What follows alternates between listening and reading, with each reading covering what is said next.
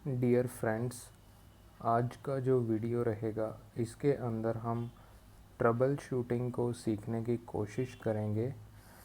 3 cases को analyse करेंगे जो लाइन पर हमारे पास फॉल्ट आए और उनकी ट्रबल शूटिंग कैसे की गई और एक्चुअल में जो हमारी ट्रबल शूटिंग कैसे होनी थी। तो इसको हम आगे तीनों केसेस के अंदर देखेंगे और ट्रबल शूटिंग को सीखने की कोशिश करेंगे। तो केस 1 देखते हैं हम। पावर नंबर है 23020 BRC शेड।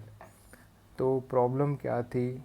लोको पायलट ने वापी भिलाड़ न्यूट्रल सेक्शन के बाद BLRDJ प्रेस करने पर LSDJ बुझता है, परंतु BLRDJ छोड़ने पर डीजे ट्रिपिंग का फॉल्ट नोटिस किया। लोको पायलट ने चेक करने पर पाया कि Q45 इनर्जाइज नहीं होती है। तो लाइन पे ये ट्रबल आई होगी। इसकी जो उस टाइम ट्रबल को सॉल्व किया गया वो फॉल्टी TSD थी। मीन्स जो ट्रबल शूटिंग की गई वो एक सॉल्यूशन, इंस्टेंट सॉल्यूशन निकालने के लिए जो फॉल्टी तरीके से की गई। तो उसको देखते हैं कि वर्क डन बाय क्रू ने क्या किया। लोको पायलट ने Q44 को मैनुअल करके डीजे क्लोज किया और दहानू तक गाड़ी वर्क की। दहानू रोड पर फिर से डीजे ट्रिप होने पर TLC BL से बात करके Q118 को वेज करके आगे गाड़ी को वर्क किया। तो ये काम क्रू के द्वारा हुआ। बट हमें एक्चुअल फॉल्ट कैसे पता लगा? जब शेड के अंदर हमारी पावर जो है अटेंड हुई, शेड ने एक्चुअल फॉल्ट को फाइंड आउट किया। तो उस एक्चुअल फॉल्ट को देखते हैं क्या था। एक्चुअल फॉल्ट था QCVR का नॉर्मली ओपन इंटरलॉक, इसकी प्रॉब्लम थी। देखते हैं। शेड में जांच करने पर पाया गया कि लोको में QCVAR रिले का नॉर्मली ओपन इंटरलॉक फीड पास नहीं कर रहा था। सेक्शन में 19 मिनट का विलंब हुआ। लोको पायलट ने सही साइन पिकअप नहीं किया। तो एक्चुअल फॉल्ट था QCVAR रिले का NO इंटरलॉक फीड पास नहीं कर रहा था। ये एक्चुअल फॉल्ट था। और क्रू फॉल्ट अब देख लेते हैं। लोको पायलट ने असामान्य संकेत पिकअप नहीं करके सीधे रिले को देखा, जिससे स्वयं भ्रमित हो गया। तो उस टाइम लाइन पर जो कंडीशन रही होगी हम उसको ना देखते हुए हम ट्रबल शूटिंग को देखते हैं कि जो ट्रबल शूटिंग हमें सीखने को मिलेगी वो ऑपरेशन बी की TSD हम यहाँ पे सीख सकते हैं कि ऑपरेशन बी की TSD के अंदर क्या होता है। BLRDJ छोड़ने पर 6 सेकंड में ट्रिपिंग। यहाँ पे पार्ट 1 पार्ट 2 ना बोलते हुए मैं सीधा BLRDJ छोड़ने पर 6 सेकंड में ट्रिपिंग बता रहा हूँ। देन अब इसके कारण क्या हैं? BLRDJ छोड़ने पर 6 सेकंड में ट्रिपिंग जब होती है तो इसके 4 कारण हैं। फर्स्ट है MVSL1 नॉट वर्किंग। जो SL1 है उसकी मोटर या तो काम नहीं कर रही, और डिफेक्टिव QVSL1। जो QVSL1 रिले लगाई गई है MVSL1 की वर्किंग को चेक करने के लिए, वो पिकअप ना होकर काम नहीं कर रही, या उसकी जो कॉइल है उसमें कोई फॉल्ट है, उस वजह से वो काम नहीं कर रही। तो डिफेक्टिव QVSL1। सेकंड है MVSL2 नॉट वर्किंग। SL2 की मोटर काम नहीं कर रही, या डिफेक्टिव QVSL2। थर्ड है MPH नॉट वर्किंग।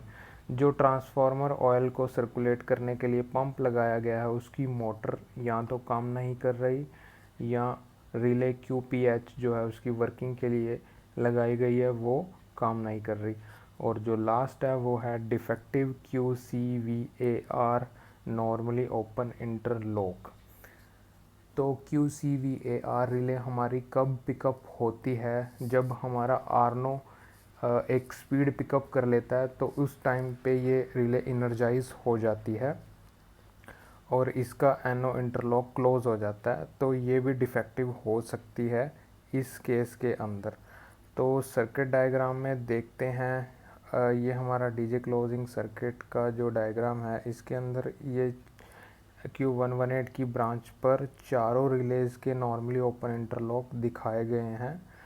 और डीपली देखते हैं तो डीजे क्लोजिंग सर्किट है ये हमारा, यहाँ पे ग्रीन कलर में पॉजिटिव सप्लाई है और नीचे नेगेटिव सप्लाई है। तो जब डीजे हमारा क्लोज कंडीशन में या लोको एनर्जाइज कंडीशन में होता है, उस समय Q44 रिले एनर्जाइज रहती है, एम्प्टी डीजे कॉयल जो एनर्जाइज रहती है, और Q118 रिले एनर्जाइज रहती है। तो सप्लाई हमारी कैसे आती है, ये ग्रीन कलर में पॉजिटिव सप्लाई आ रही है। C118 जो है ओपन कंडीशन में NC लगा हुआ है, और यहाँ पे कॉन्टेक्टर हमारे C 105, 6, 7 खुले होते हैं, तो NC लगे रहते हैं, और ये पॉजिटिव सप्लाई यहाँ पर जो है यहाँ से मूव करती है, देन नीचे की तरफ Q118 एनर्जाइज रहती है। बट यहाँ पे हमारी ट्रबल आ चुकी है। तो जो चारों रिलेज यहाँ पर लगी हुई हैं, इनके एनो में कहीं ना कहीं फॉल्ट है। तो यहाँ पे इसलिए ये हमारी सप्लाई नहीं दिखाई गई, यहाँ पर हमारा जो है फॉल्ट है, इसलिए हमारी पॉजिटिव सप्लाई इसी पॉइंट पर रुकी हुई है और यहाँ पर रुकी हुई है। Q44 एनर्जाइज कंडीशन में है, तो एनो हमारा जो ये NC है वो हट जाएगा क्योंकि एनर्जाइज कंडीशन में है। तो सप्लाई हमारे यहाँ, तो केस 1 में हमने ऑपरेशन बी की TSD समझी। ऑपरेशन बी की TSD के पॉइंट्स हमने देखे कि उसके अंदर जो 4 पॉइंट आए हैं। नेक्स्ट हम केस 2 देखते हैं। केस 2 के अंदर हमें कौन सी प्रॉब्लम मिलेगी। तो यहाँ पे लोको नंबर 22674 है। लोको पायलट ने डैश डेट को गाड़ी के रतलाम नागदा खंड में गाड़ी के संचालन के दौरान रतलाम स्टेशन से गाड़ी स्टार्ट करने के बाद डीजे ट्रिप होने पर गाड़ी को खड़ा करके फिटर की मांग की। तो प्रॉब्लम यहाँ पे डीजे ट्रिप होने पर गाड़ी को खड़ा करके फिटर की मांग की गई, ये प्रॉब्लम है। तो अब फिटर की मांग हो चुकी है, फिटर अटेंड करेगा पावर को, तो वो क्या फाइंड आउट करता है उसको देखते हैं। फिटर ने लोगों की जांच करने पर पाया कि रिले Q45 एनर्जाइज नहीं हो रही आता। उसने Q45 को मैनुअली ऑपरेट करके डीजे क्लोज किया और गाड़ी को पुनः स्टार्ट करवाया। नागदा में रिले Q45 को बदला गया, जिससे लोको सामान्य हो गया। आगे डेस्टिनेशन तक लोगों ने सामान्य रूप से कार्य किया। तो Q45 को मैनुअली ऑपरेट करके डीजे क्लोज किया यहाँ पर फिटर ने, और गाड़ी जो दोबारा स्टार्ट हो गई, और देन Q45 को रिप्लेस करा गया नागदा में। तो एक्चुअल फॉल्ट शेड ने जो फाइंड आउट किया वो क्या था, Q45 रिले थी जो वो फॉल्टी थी, Q45 रिले फॉल्टी निकली। तो शेड में रिले की जांच करने पर Q45 रिले में खराबी पाई गई। लोको पायलट असामान्य संकेत की पहचान करने में असमर्थ रहा और ट्रबल शूटिंग करने के बदले फिटर की मांग करके गाड़ी का डिटेंशन करवाया। तो क्रू फॉल्ट यहाँ पे क्या था, लोको पायलट ICDJ का असामान्य संकेत पहचान कर उसके लिए ट्रबल शूट करने में असमर्थ रहा और उसने TSD करने के बदले फिटर की मांग की। तो यहाँ पे ये जो है प्रॉब्लम रही जो वो सॉल्व नहीं कर पाए ICDJ TSD की। तो यहाँ पे सीखने के लिए TSD मिली ICDJ की TSD, जिसके अंदर हमारा LSDJ लैंप जो है जलता रहेगा, डीजे क्लोज नहीं होगा। तो 7 कारण है इसके, less battery voltage, less air pressure, Q118 not energise, Q45 not energise, Q44 not energise, C118 not closed और एम्प्टी डीजे नॉट इनर्जाइज। तो हम एक एक पॉइंट को पकड़ेंगे और उसको चेक करते जाएंगे, किसी न किसी पॉइंट पे हमें फॉल्ट मिल ही जाएगा। इसके अंदर हमें थोड़ी डीपली इंस्पेक्शन करनी पड़ेगी फॉल्ट को फाइंड आउट करने के लिए। तो यहाँ पे ICDJ के अंदर जो 7 पॉइंट है वो हमें इसको सॉल्व करने के लिए उन सभी 7 पॉइंट को देखना पड़ेगा। तो इसकी डीप TSD हमें TSD बुक से मिल जाएगी। अब नेक्स्ट केस देखते हैं। केस थर्ड में क्या प्रॉब्लम आई हमारे पास। पावर नंबर 22383, लोको पायलट ने डैश को गाड़ी के वडोदरा गोधरा खंड में गाड़ी के संचालन के दौरान वडोदरा ई-कैबिन पास करने के उपरांत लोको में छठी नौच पर डीजे ट्रिपिंग का अनुभव किया।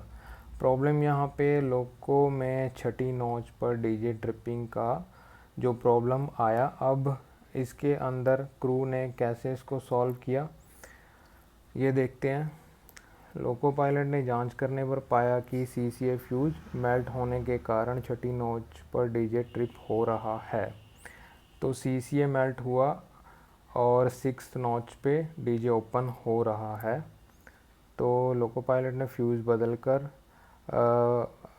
प्रयत्न किया, लेकिन पुनः सीसीए पिघलने पर होबा को ऑफ पर रखकर प्रयत्न किया। तो फर्स्ट टाइम सीसीए रिप्लेस करा, सेकंड टाइम फिर होबा को ऑफ करके फिर रिप्लेस करा। तो होबा को ऑफ रखने पर भी सफलता नहीं मिली, अतः लोको पायलट ने 5 नॉच से बिना स्वतंत्र ऑक्सिलरी चलाए पिलोल तक सेक्शन क्लियर किया। तो 5 नॉच के साथ ही सेक्शन क्लियर किया। पिलोल स्टेशन पर खड़े होने के बाद लोको पायलट द्वारा MCP-2 को आइसोलेट किया गया। तो यहाँ पे खड़े होकर जब उन्होंने TSD की तो MCP-2 को आइसोलेट किया, जिससे सफलता मिल गई। तो LP ने TLC को सूचित किया और आगे गाड़ी संचालन किया। तो LP द्वारा लॉगबुक में इसकी बुकिंग भी की गई, लेकिन अपने स्टेटमेंट में LP ने बताया कि लोको में CCA पिघलने के बाद भी MCP-1 कार्य कर रहा था। तो यहाँ पे मेन पॉइंट है कि उन्होंने बताया कि कंप्रेसर जो नंबर 1 है वो वर्किंग में था, जबकि शेड में जांच करने पर पाया गया कि CCA निकालने के बाद कोई भी ऑक्सिलरी नहीं चलती। तो स्टेटमेंट में बोला गया कि MCP-1 वर्किंग है, बट CCA फ्यूज़ जब निकाल दिया जाता है तो कोई भी ऑक्सिलरी वर्क नहीं करेगी। तो अब एक्चुअल फॉल्ट देखते हैं। शेड ने जो फाइंड आउट किया वो था C102 कॉयल शॉर्ट। तो C102 कॉन्टैक्टर की कॉयल जो है शॉर्ट थी। कानपुर शेड में लोको की जांच करने पर लोको में C102 की कॉयल शॉर्ट पाई गई, जिसे कानपुर शेड में बदल दिया गया। क्रू फॉल्ट क्या था यहाँ पे?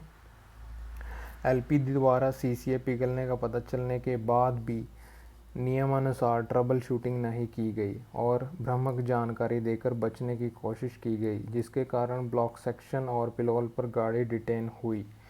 तो जो एक्चुअल ट्रबल शूटिंग थी वो सीरीज़ वाइज या सीक्वेंस वाइज ना करने की वजह से ये प्रॉब्लम आई। तो यहाँ पे हम CCA फ्यूज़ मेल्ट की TSD सीख सकते हैं, उसके अंदर क्या हमें ट्रबल शूटिंग करनी है। तो इसका इंडिकेशन क्या मिलेगा? सभी कॉन्टैक्टर वाली ऑक्सिलरी बंद हो जाएगी। यदि लोको नॉच पर है तो डीजे ट्रिप हो जाएगा। तो ये इंडिकेशन है CCA फ्यूज़ मेल्ट का। अब हम देखते हैं कि BL स्विचों की क्लोज हालत में CCA पिघलता है। जब हमारा लोको इनर्जाइज कंडीशन में होता है उस टाइम अगर CCA मेल्ट होता है तो फर्स्ट टाइम क्या करेंगे, एक बार CCA फ्यूज़ बदल देंगे। अगर सेकंड टाइम फिर मेल्ट हुआ तो उस टाइम क्या करेंगे, होबा को ऑफ करके देन फिर फ्यूज़ बदल देंगे। अगर थर्ड टाइम फिर ट्रबल आई तो CCA फिर से पिघलता है तो BL CP BL PEV और BL VMT ओपन करो। ये BL स्विचेस को ओपन करेंगे, देन फ्यूज़ को बदल देंगे। अब क्या करेंगे, स्विचों को एक एक क्लोज करेंगे और ख़राबी वाले सर्किट का पता लगाएंगे। एक एक स्विच क्लोज करके जिस सर्किट में फॉल्ट है उसको हम पता लगाने की कोशिश करेंगे।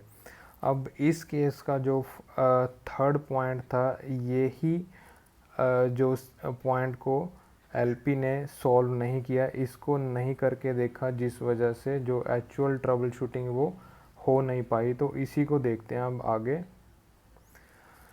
एयर ब्रेक की गाड़ी चलाते हुए BLCP क्लोज करने पर CCA जब मेल्ट होगा। तो यहाँ पे क्या था, C101, 2, 3 और वीड वाल्व की कॉयल और टर्मिनल चेक करें। तो यहाँ पे हमें क्लियरली बता रखा है कि कॉयल और टर्मिनल चेक करेंगे, जो कि इस केस में नहीं की गई थी। यदि किसी कॉन्टैक्टर की कॉयल में खराबी है तो संबंधित MCP को आइसोलेट करने के लिए HCP को पोजीशन बदली करो, और यदि संबंधित MCP को चलाना ज़रूरी हो तो खराबी वाले कॉयल के टर्मिनल निकाल दो और कॉन्टैक्टर को वैज कर दो। तो यहाँ पे जो ट्रबल सॉल्व की गई थी, एचसीपी की पोजीशन तो चेंज हुई थी बट उसमें डिटेंशन था और कॉयल को देखा नहीं गया था कि कॉयल शॉर्ट है। तो पहला ही पॉइंट हमें यही बताया गया कि हम कॉयल और टर्मिनल चेक कर लें CX1 2 3 के और वीड के। तो देन अगर कोई कॉयल हमें शॉर्ट मिलती है तो एचसीपी की पोजीशन चेंज करके हम टाइम बचाते हुए ट्रबल शूट कर सकते हैं। और यदि वीड वाल में ख़राबी है तो BLCP ओपन करो और BLCPD से काम करो। तो यहाँ पे इस पॉइंट को भी हम यूज़ कर सकते हैं अगर हमारी ट्रबल सॉल्व नहीं हुई।